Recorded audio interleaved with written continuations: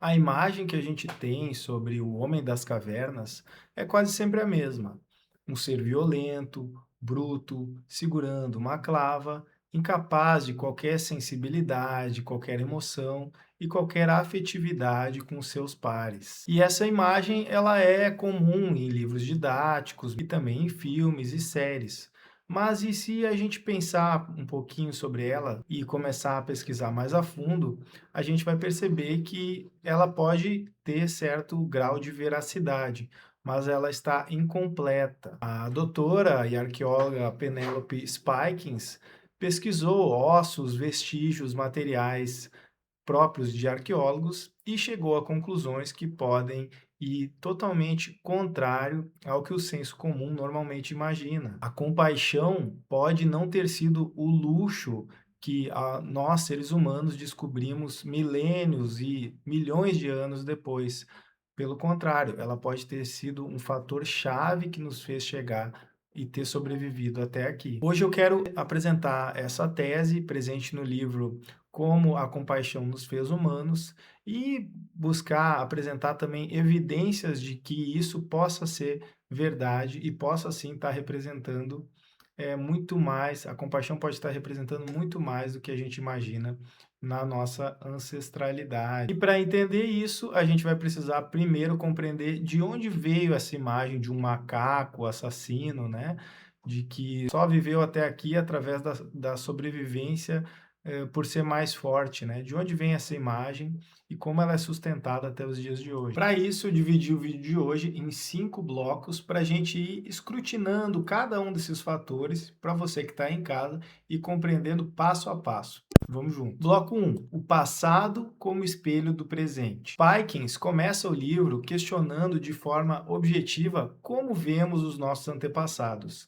Ela relata que, na verdade, nós projetamos, especialmente, mesmo os cientistas projetam no passado o seu presente, projetam também nas suas pesquisas. Depois das duas grandes guerras, começa a circular um imaginário de um macaco assassino, justamente para tentar justificar as atrocidades que os seres humanos cometeram no século XX, né?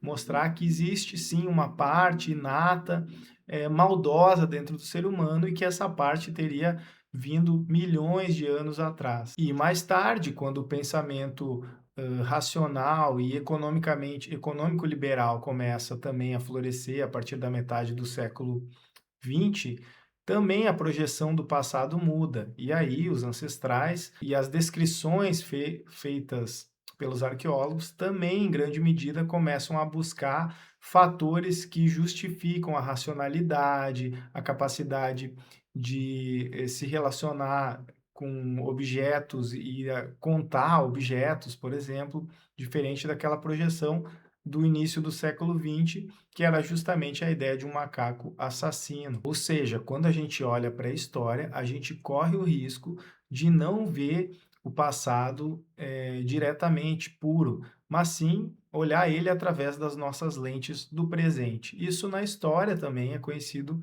como anacronismo. A compaixão como vantagem evolutiva. A proposta de Spikins também é revolucionária no sentido de compreender a compaixão, o afeto e o apoio mútuo não como uma vantagem ou algo que apareceu só após todas as necessidades básicas terem sido atendidas dos seres humanos e só durante as primeiras civilizações isso foi possível, que antes, no Paleolítico, por exemplo, isso não seria possível, pois a necessidade de sobrevivência era muito grande.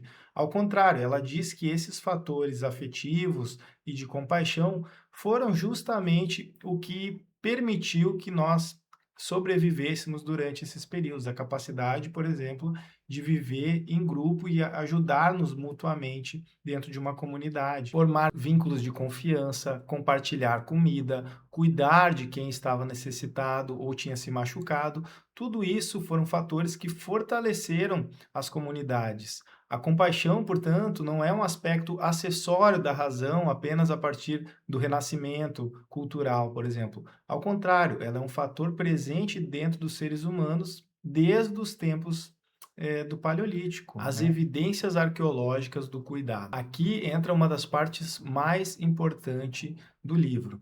As evidências e os vestígios encontrados pela autora. Paikens reúne casos de esqueletos, inclusive de neandertais, que mostram sinais de doenças graves, artrite avançada, membros comprometidos ou lesões que tornariam a sobrevivência independente extremamente difícil. Ainda assim, esses indivíduos viveram por bastante tempo depois de adquirir essas lesões. Isso é um indício forte de que alguém precisou ajudar e ser ajudado.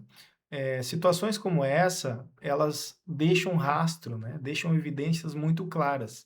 E na arqueologia, essas situações são possíveis de ser compreendidas, né? E encontradas durante as pesquisas. Ainda que esses movimentos não deixem palavras, né?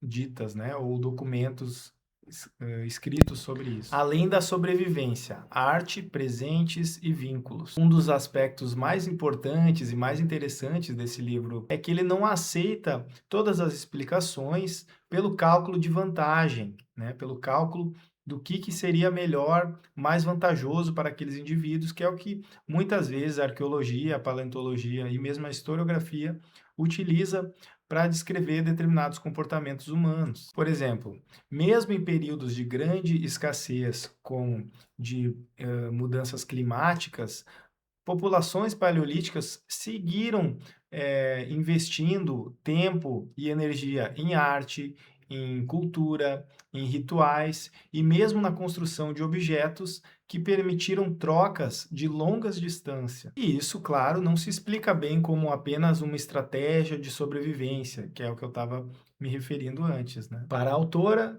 beleza, generosidade, amizade e demonstração de consideração pelo outro também moviam o comportamento humano, não apenas o cálculo, então, de custo e benefício, igualdade e controle da dominação. Isso tudo que eu falei não quer dizer que o Paleolítico fosse um período paradisíaco sem qualquer conflito entre grupos humanos. A autora é muito clara ao descrever que haviam sim conflitos, disputas territoriais e mesmo busca de construção de relações de poder, né? Mas o que ela aponta também é que se existia na época ferramentas e maneiras de se conter isso. Mecanismos sociais, como a partilha coletiva de alimentos, o cuidado mútuo e a resistência ativa de grupos contra quem tentasse se impor sobre os demais. Ou seja, a cooperação e a busca relativa por igualdade não eram meros acasos ou coisas aleatórias. Eram sim estratégias ativas para conter possíveis imposições sociais. Em suma, o que a autora está propondo na sua tese é uma mudança de pergunta.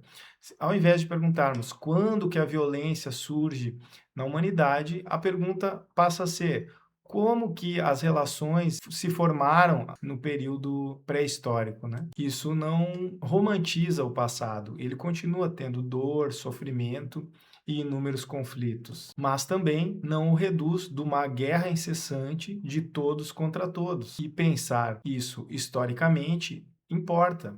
A forma como a gente representa ou pensa nossos antepassados também ajuda a moldar como a gente cria o nosso presente ou aquilo que achamos natural hoje. Se esse cruzamento entre antropologia, história e as histórias que contamos dos nossos antepassados e do nosso passado te interessa, deixa aqui o teu like, deixa teus comentários para a gente continuar seguindo produzindo conteúdos desse tipo. Um grande abraço e fiquem bem. Valeu, pessoal!